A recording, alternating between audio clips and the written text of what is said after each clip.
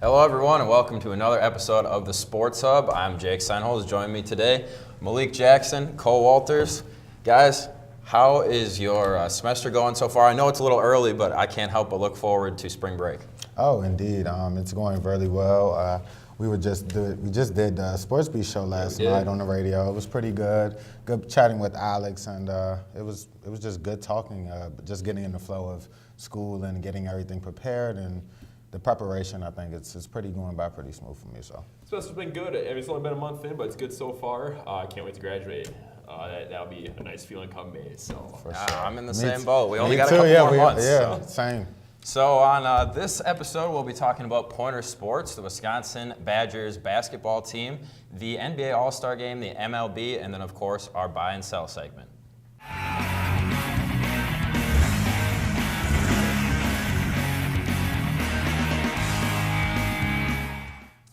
The number one ranked Pointers men's hockey team will host UW River Falls in the semifinal round of the WIAC Commissioners Cup tournament this Friday and Saturday night. The Pointers entered the tournament with a record of 23-0-2, making them the first unbeaten team in school history, and sets the UWSP record for highest regular season winning percentage at 96%.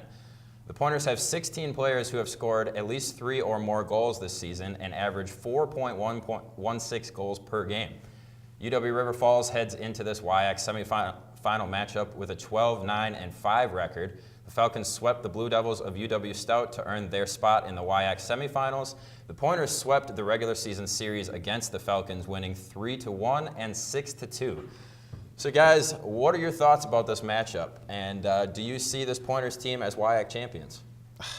I mean, I don't know how you can't. They went undefeated in the regular season. They have been dominating every single team in every single statistical category that there is. They're the hottest team in the D3 college hockey men's. I mean, there's nothing else to say. As far as I'm concerned, I wouldn't be surprised if they just sweep through every single opponent through this tournament. As they have already, a 23-0-2 record kind of speaks for itself. What do you think, yeah, Cole? exactly. As you mentioned, like 23-0-2. They've played some pretty good competition this year too. They beat a number 7 ranked Marion team earlier in the year. They swept Eau Claire this year, who was a top 5 team all year. I don't see that changing. They'll probably meet Eau Claire in the WIAC championship, but I don't see Eau Claire beating them.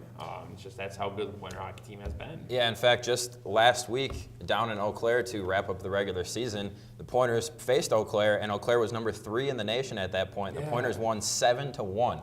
I was at that game. It wasn't even close. I mean, and the other scary part, if you're the Blue Golds, Eau Claire actually outshot Stevens Point in that game, and they still lost 7-1. Wow, so, that's crazy. Wow. So definitely, yeah, I think there should be no doubts. This team should be the WIAC champs, and even if they're not, they're set up to make a very deep run in the national tournament. So exactly. Definitely should be a happy ending either way to this season for the Pointers men's hockey team.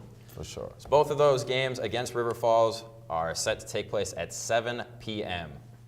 Moving on to the hardwood now. The Pointers men's basketball team is heating up after a 28-point rout of the UW Eau Claire Blue Golds in the first round of the WIAC tournament. The Pointers led by 8 at the break before going on a 15-0 run in the second half. Junior guard Ethan Bublitz led the way, looking much like Kyrie Irving with 19 points, while senior guard Nate Dodge had 14 points of his own. Junior forward Blake Erkey had 13 points and 11 rebounds off the bench in the win. The Pointers move on to the second round to take on top-seeded UW Oshkosh tonight, and the Titans are 13-1 in conference play this season and are ranked 4th in the national D3 hoops poll. With an upset, the Pointers would basically lock up their spot in the NCAA tournament. However, even without one, they will likely sneak into one of the final spots. So guys, what do you think is the mindset of this team going into such a tough contest? Obviously, UW Oshkosh, phenomenal team, great talent. What do you think the team's thinking? Go ahead, Cole. Oh, definitely. So obviously in the regular season, Oshkosh swept them in the regular season. It was kind of a back and forth game at home, but Oshkosh still shot the ball lights out in point. Even in Oshkosh continued to shoot the ball well. Gets for the Pointers in the mindset, it's like, what do we have to lose? You might get in this little bit tournament. They had 6 conference losses, though. I'm not sure if that'll hurt them, but the WIAC is a very tough conference to play in. Yeah, if you're the Pointers going into this game, you got to figure out like how to stop their hot shooting. What can you do defensively to stop that, and also how can you maintain like a good offense that can maybe put up points to to take down Oshkosh. And offense seems to come in droves for this Pointers team. Either they're really on, and just last week I broadcasted a game with you, Cole, and we saw the Pointers put up over 50 points in the first half, and that was against Stout, and they came out and they couldn't quite get the scoring to go quite as efficiently in the second half. However, they still ended the game with almost 80 points. Yeah. So scoring a lot of the time not been a huge problem for this Pointers team. They do lead the WIAC in defense as well. So I think that this team has a real shot at going deep in the WIAC tournament if they can beat the top-seeded team in Oshkosh. Of course, they battled Oshkosh to a 7-point overtime loss not that long ago, so they do have the capability to play with them. I think that they definitely have a chance to beat this team. I mean, going to the game and calling the game against Claire on Tuesday night, it was a continuous, just dominant streak for this Pointers team. And having Ethan Bubos just continuously come down the court. It was one possession. He had the ball. He went behind the back, did a spin move, did a Euro step, and then laid it in. It was so beautiful. And it just, the crowd just went bananas because it was just, just having that type of momentum and then having 4 of your starters in double figures, the consistency and the way that the coach was pushing for the team the whole entire game. I think having that momentum will help them. Yes, their team in Oshkosh, I mean, they are really, really, really dominant. They only lost one game this year. So, I mean, when you talk about that, you have to come in with the right mindset. And I think winning and having a dominant win by winning by 28 points is really clutch. Definitely a tough opponent, and it's going to be a tough test for the Pointers. Really quick here, regardless of a win or not, what do you think happens when comes Selection Monday for this Pointers team? Do they make the national tournament, yes or no? I don't think so. I think the 6 losses they had in the conference might hurt them. I think they're. I don't think they get in. Yeah, I don't think so. 6 losses is a lot to overcome, although the WIAC really has talent spread all over it. So maybe the people who are ranking them will consider that, especially if there's a good showing against UW Oshkosh tonight. So now we move on to the Pointers women's basketball team, who took on UW Lacrosse last night in the first round of the WIAC tournament. The Pointers jumped out to an early 11-point lead in the first quarter, but only led by 4 after the first quarter. The Pointers' lead continued to shrink during the second quarter and eventually evaporated completely, with the Eagles leading by 2 at halftime. The Eagles grew their lead to 9 points by the end of the third quarter, and the Pointers were down by 15 points midway through the fourth quarter and looked to make a run, but were unable to complete the comeback against the Eagles, losing by 6 points with a final score of 61-55. Sophomore Bailey Collins led all players in scoring with 21 points. The Pointers finished their season with an 8-18 record overall. So, guys, obviously not the most successful season that Coach Egner has ever seen in her tenure here at UWSP, but a lot of things to learn from this season. So what kind of things can we learn from this season and expect moving forward from this Pointers women's team? I mean, having a team with youth, you're going to go through these tough patches and go through the development phase. With coaching, you really have to take heed on what the downfalls of your team were for the season, and you try to build on that. But you want to also keep the confidence in your young players going forward, And I think having Bailey go off and have 21 points in that game, that's a sign of growth. That's a sign of something that you can work with going into the future. Definitely for next season. I mean, this was a tough season to go through, especially with basketball, losing non-conference games, losing games in your conference. Just having a losing record, period, it does something to your team, and I think going forward, they just have to rebuild and understand that it's another season, it's you go through rough patches, but it's the bringing up part, that's the most important part when it comes to basketball, I believe. And if you're Coach Egner, you don't want to really look at your final season record. Yeah, it hurts to probably see that on your resume. But if you're Egner, you look at from day one to the end of the season. How do my girls improve? What have they improved on? Like you said, it was a young team. They had 1, 2 seniors, maybe they had a little more than that. But it's a young team. She's looking for next year, see what those players, they got experience this year, see what they can do next year, and there's in their sophomore year for the freshmen, et cetera. Yeah, that's a fantastic point, Cole. Not every season is going to be the most successful season ever, and not every season is going to be a winning season. So exactly like you said, if you're able to assess what you were at the beginning of the season compared to the end of the season, and you've seen improvement, especially for a team this young, and given the fact they have someone in Bailey Collins who has shown the ability to put over 20 points up in any given game, they've got a lot of good things to look forward to in upcoming seasons. Yeah. So after a quick commercial break, we'll be back with Badgers basketball and the NBA All-Star Game.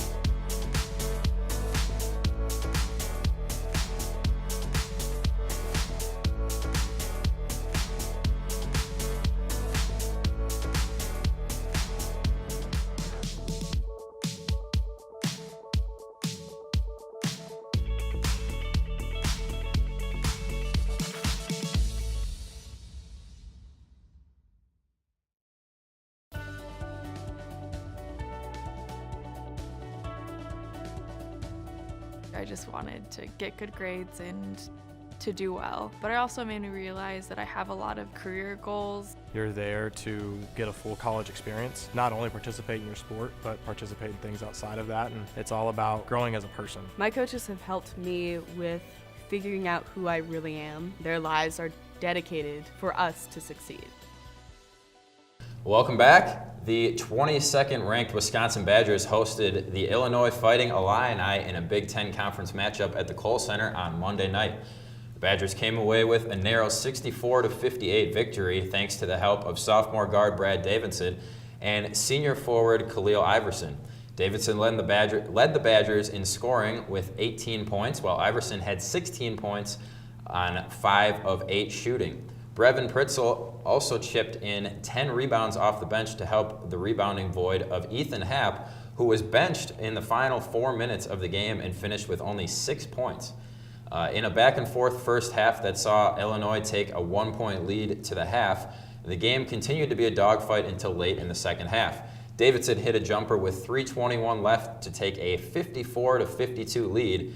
After Iverson blocked a shot, Davidson hit a fast break layup to put the Badgers up 56-52 with 2:45 remaining. With Wisconsin holding a 60-58 lead with 50 seconds remaining, sophomore forward Nate Reavers slammed home a putback dunk off the missed three-point from Pritzel to put the Badgers up 62-58 with 27 seconds remaining. The dunk would indeed seal the deal for the Badgers as the Badgers improved to 18-8 on the year, 10-5 in conference play. So guys, what do the Badgers need to continue doing in order to receive a double bye in the conference tournament? Yeah, I can gladly start. To be honest, get that bench production. Pritzel coming off the bench getting 6 points and 10 rebounds. That was huge for the Badgers because Ethan Happ really struggled that night. He only had 6 points, and as you mentioned, bench in the final 4 minutes of the game. That doesn't usually happen on your best player. But when you're getting contributions from everybody, when it's not coming from your best player, that speaks volume for your team. They're sitting at 10-5 in conference. They still got Iowa to play, but they got a relatively easy schedule coming up. So for the Badgers, basically get off to a fast start. Avoid the turnovers you get in the first half. Avoid the slow starts. Avoid the droughts that they've been getting lately. To help them get that double bye, try getting on that fast start, play with the lead early, and continue to work with that lead. That'll help the team greatly come Saturday against Northwestern and also future conference games. Yeah, tough defense, too, is I think also going to be a key for this Badger team, as it has been throughout the entire season.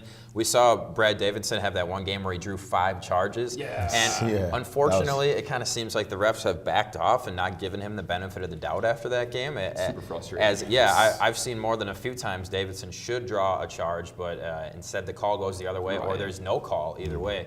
So I think this Badgers team has built a reputation on tough defense, and somehow it's swung all the way around to actually hurt them in the eyes of a referee. But that's kind of just something I've observed over the course of the year. As far as success, Ethan Happ can't have another game where he's only got 6 points. I'll tell you that much. Oh, for sure. I mean, I'm sorry, cut you off, but I think that was my biggest takeaway from this. It's he's a walking double-double. He averages like 18 and 10, I believe, something around that mark. Only the fourth player in Wisconsin Badgers history to go 2,000 and 1,000 in his career. So. Yeah, he's a really dominant center, especially for.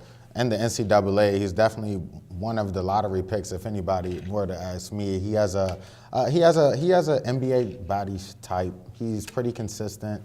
I think like you said, the 6 points, it has to go up. He has to do better. And I think when you talk about the consistency with the Badgers, the Big Ten is a difficult conference to play in right now. I mean, you have the top 5 teams. When you look at it, they all are doing almost undefeated at home whenever they're playing there. So the Big Ten it's very, very competitive this year. So going with Northwestern, looking forward to that matchup, I think getting an all-around effort, like you said, Cole, with the bench coming in and sparking the team and getting that win. So I think that's something to attest and something to look forward to. Yeah, all the games, honestly, coming down this stretch here are going to be important for the Badgers as far as momentum. Really quickly, Ethan Happ, unfortunately for me, this is a different conversation, but I don't see him going very high at all to the NBA, given the fact he has not scored a single point outside the paint this season, and that's just not conducive to today's NBA. He needs a jump shot. He needs a jump shot. So the Badgers will be back in action Saturday when they visit Northwestern on the road. Sticking with basketball, the NBA held their all-star activities this past weekend in Charlotte, North Carolina. Amidst a weekend full of exciting dunks, skills competitions, and Curry brothers shooting three-pointers, the All-Star game itself is what stood out. Team Giannis dominated most of the first half, including putting up 53 points in the first quarter. Team LeBron came out strong after halftime with a 50-point third quarter of their own and would ultimately win the game 178 to 164. Leading scorers for Team Giannis were Milwaukee's own Chris Middleton with 20, Paul George with 20, and Giannis himself with 38.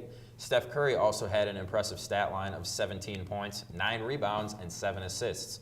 Leading scoring for Team LeBron was LeBron James and Kawhi Leonard with 19, Klay Thompson with 20, and Kevin Durant, who was named MVP of the game and finished with a line of 31 points, 7 rebounds, and 2 assists.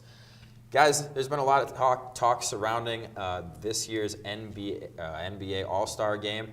A lot of people are saying this is the most entertaining game in the last 10 years easily. Did you guys watch the game? What were your thoughts on it? I watched the game. There's never defense in the All-Star game, but that's no problem to me. I thought it was very entertaining. You saw some pretty spectacular dunks. Like one specific was when Curry bounced past it to Giannis, and Giannis came up and dunked it home. Yeah. And that took perfect timing to do that bounce pass. But overall, I thought it was very entertaining. A lot of threes were shot in the game, but it's to be expected. It's to be expected. I mean, it was still entertaining to watch, and I had fun watching it. So, Malik, did you watch? Yeah, I totally agree. I watched it as well. It was a great game for me. It was very exciting. My favorite play was when Paul George came down from the baseline and then did a 360 dunk. To me, that was more impressive than any dunk that was in the dunk contest. Honestly, I think the dunk contest needs to have superstars in it. That's just my point on that. But something's got to change, and it's got to be superstars when they're not in their rookie year. Because a lot of times you'll see a young Blake Griffin, or 4 years ago we got a young Giannis, and they're just not really ready for the spotlight, or their game hasn't developed quite enough. Yeah, but I think that it's interesting to see if Donovan Mitchell and Giannis do it next year. That will bring more superstars to come if more stars play. So I think that will make things more interesting. But back to the All-Star game. The All-Star game was very interesting to me. I mean, it was kind of selfish. When Russell Westbrook came in the game, you saw Giannis. Giannis was, every single time he came on the court, he was just scoring. And I was like, why did they go away from that? Russell Westbrook came in the game and started to shoot threes and was like 0 for 7. And I was just like, what's going on? You at all? It doesn't surprise me, but I was just, you know what I mean? Like, it was just shocking to me that he came in and basically took the All-Star game MVP away from Giannis, because if he would have continued to play the way that he was, he would have surely had 50 points. He could have broken 50. Yeah. And even in a losing effort, that stat 50. line probably would have been worthy of MVP honors. Yeah. For me, as far as my thoughts on the game, I thought it was very entertaining. I like this new format, especially now that it's televised. Yes. It's going to change things up every year. A lot of the time we saw the same starters going against the same starters. next year we could see completely different teams. And the other thing that kind of bugs me is when people complain that there's no defense, no whatever. There's not supposed to be defense. Yeah, like True.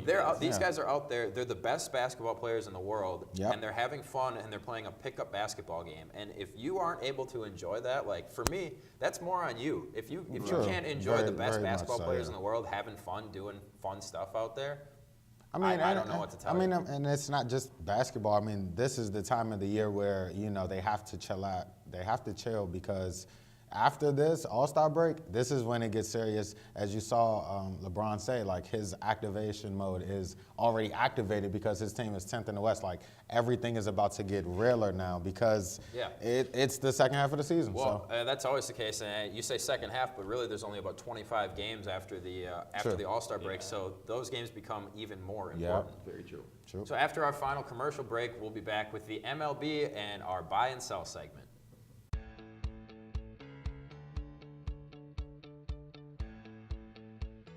Being a part of the different activities and organizations that I've been a part of, I'm actually able to see myself where I'm like, hey, I actually can make a change. I'm one person that can make a difference. Division III has helped me to develop teamwork skills, critical thinking skills, time management skills. It's not just about basketball or it's not just about school. It's about developing yourself as a person altogether. UW-Stevens Point is home. It's a university where professors know your name and get you involved in research. They inspire us to realize big dreams. At UW-Stevens Point, sustainability is what we stand for.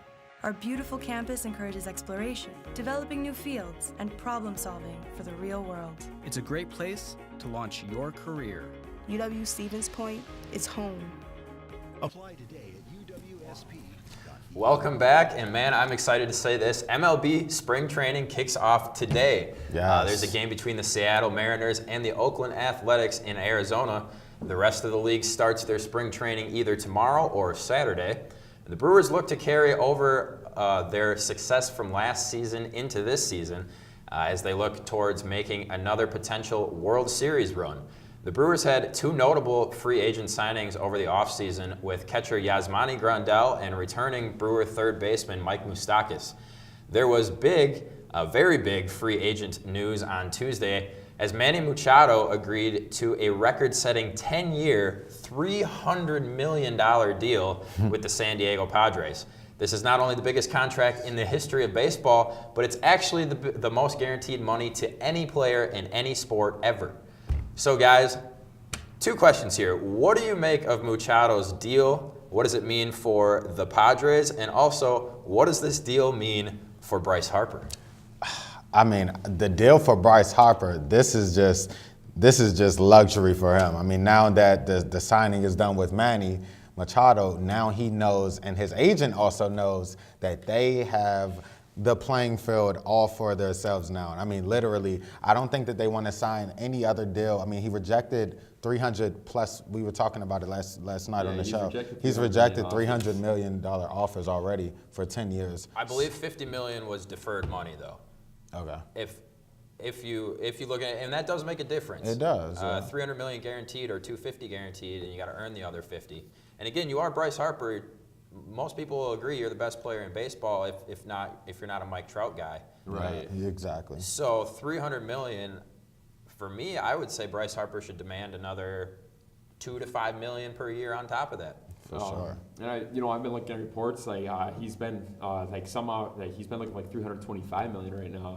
That's in the ballpark. And why not if you're Bryce Harper? I mean, Machado is signed. I mean, Harper could take all the time he wants now to sign with a new team. In regards to the question, like what the signing for the Padres means, like with Machado and the Padres, Padres need to improve their pitching. Their starting pitching is still a struggle, but maybe Machado helps their offense a little bit. So maybe the Padres go around 500 or something like that. Maybe Machado makes that difference, but I don't know. So the Padres, just some stats off the top of my head here. They haven't made the playoffs in 9 years. They haven't had a winning record in 6 of those 9 years. They've had a losing record for 6 of those 9 years. A deal like this has not been signed in baseball since the Angels and Albert Pujols. Pujols, and that was, I believe, back in 2011, 2012. Yeah. Most people, including myself, kind of figured gone are the days of the 8, 9, 10-year contracts in baseball. I was thinking a max of maybe 6 years in today's day and age, just because you never know. There's the wear and tear on the players, and you just don't want to tie up that much money into a guy and then not be able to build around him. We've seen it in the Angels. They brought in Albert Pujols to team up with an up-and-coming at the time Mike Trout. They tied up all their money in Pujols. They're still paying him, and the Angels have been terrible ever since then. So potentially this move could end up affecting the Padres in the same way, or they could have found their guy in a 26-year-old Manny Machado and be able to build around him, and maybe in a couple of years the Padres are right back on top of the league. You really never know. I mean, them missing what you said, the last 9 playoffs, right? Yep, they haven't made the playoffs in 9 years. They haven't had a winning record in 6 years. So what can you do? I mean, you might as well take a chance and sign one of the big signees that baseball has seen in the past 5 years, besides Stanton going to the Yankees. I mean, I don't think anything is bigger than that. And having Manny Machado, which is a big name, you're having him, he can draw more people to the Padres, more people will want to play with people with skills, So having a good batting order, like you said, I think that could help. But I mean, you got to do something after missing the playoffs for 9 years. So taking a chance like that and knowing that he can draw more people to come to the San Diego area, I mean, that's pretty something to look at, I think. The only other thing that was suspect for me, real quick, with this signing, was we saw the actions of Machado against the Brewers and other teams in the postseason last year. We saw he can be a dirty player. We saw baseball legends calling him out. And now this guy turns around and signs the biggest deal of all time. So I don't know, just kind of crazy. Well, let's be clear. It's the biggest right now, but I think Bryce Harper will. Bryce is going to be. And in a few years from now, somebody will pass Bryce Harper. It's just like what happened with Joe Flacco and Aaron Rodgers and everybody in the NFL. Michael Connolly. It's just going to keep picking up. Yep. So now to wrap up the show, guys, let's do some buy or sell. First one, the Pointers men's hockey team will become an undefeated national champion. Wow, that's tough. That is tough. I'll buy that right now. They look so dominant. I don't see a team stopping them. I'm gonna buy it as well. I mean, they are so good right now, and the way that they're just kicking in the gas pedal right now on every single opponent, I'm gonna buy it. I think that they could do it. I think they're going to handle River Falls pretty easily. They might drop one to Eau Claire or whoever you see in that championship round, although I highly doubt it. And then either they win the national championship or they don't when you get to that point. Yep. So I'm going to say yes, I think they do it. Bet. So the Badgers basketball team will win the Big Ten tournament this year. I'm gonna sell that. I don't think that they win it. I think that they come close, but the Big Ten is so competitive this year. It's just too competitive for me. You have Maryland that's good. You also have Michigan State, and I just can't. I can't do it. Or Michigan. I'm a huge Badger fan. I really want to say they win it, but I'm going to sell it. I think they get to the Big Ten tournament championship, but then I think they run into Michigan, and facing Michigan on neutral court is going to be very tough. And Michigan in March, I don't want to deal with that too much. They're going to have to win one big game before reaching that championship. That's what I'm saying. Whoever it's against, Michigan State, Maryland, Michigan State, Maryland, somebody like Purdue. Purdue's even Purdue, radar too. But a lot of talent in the Big Ten, so I'm not quite sure they can do it. Yeah, it'll be iffy.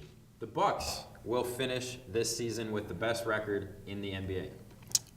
I'm gonna sell that just because Toronto's right there on their trail for the #1 seed in the East. I'm gonna sell it. I did actually say last night that they would win the East, but after going over some observations and seeing some stats, I don't think that with the addition of Marc Gasol, I think that puts the Raptors just over them for the 1 seed, because that's a big addition. Instead of having Valanciunas as a center, I think that will put them over, and perhaps the best seed. I'm going to buy it. The Bucks have one of the easier schedules in the NBA for the remainder of the year. I mean, you still got to consider Golden State in the West. If they finish ahead of the Bucks, who knows how Golden State will do? But I'm going to buy that. I think the Bucks are they're really motivated to continue to play well. I think the Bucks will go 61-21 to finish the year, and I think they'll be the best in the NBA. The only thing that's stopping me from saying yes is the potential of dropping a couple games while trying to figure out this new lineup. The Bucks did make a big trade, and it should be a helpful trade, but we haven't seen him play yet Stanley Johnson? Nikola Mirotic. Oh, yeah, Mirotic. Mirotic, that's right. He's trying to get fully healthy. Forgot So about there might Mirotic. just be a little bit of a learning curve there, which might allow a team like Toronto to come over past them. However, I'll say they figure it out and they end up with the best record in the NBA. Yes or no on this one, Lakers make the playoffs? I'm going to sell that. I think they missed the playoffs because one of the reasons is they don't have a good three-point shooting team and you need a three-point shot to get to the playoffs and then in the playoffs as well. I'm going to buy the Lakers making the playoffs. I absolutely cannot go against LeBron James. When he say activation mode is activated, I'm going to listen to that man and think that the activation mode is activated. I'm going with the Kuzmas and the Rondos of the world. I'm thinking they're going to make it. And the Kings are the 9th seed and the 8th seed is like the Clippers. See, I've been trying. They're going to fall out. I've been trying not to doubt LeBron all year, but after trying to trade away your whole team and everything like that, I just don't think the chemistry's there. I don't think that the talent is really there. I think they're going to end up as a 9th or 10th seed. Last one, just yes or no. Bryce Harper will have signed with a team by the time we record our next show. I said on a show last night that he would have a team next week. Now I'm going to say he won't. I think he's going to wait till the end of spring training. Not sure, but he won't be on a team next week. Yeah, why not wait? I mean, I'm also gonna sell that. I don't think he's gonna have it. I agree. I think he's really going to drag it out, and it'll be really interesting when he finally does sign. So that's all that we have for today's show. I'd like to thank Cole and Malik for joining me today, and a big thank you to our technical staff, Joey and Michael, for all their hard work in the back to make this show possible. Indeed. Please be sure to check us out on Facebook at SPTV UWSP Television, or follow us on Twitter at SPTV_UWSP. Also visit the UWSP homepage to locate all of your Pointer athletic information. The Sports Hub will be back in a couple of weeks. And until then, thanks for tuning in. Have a great night. Have a good one.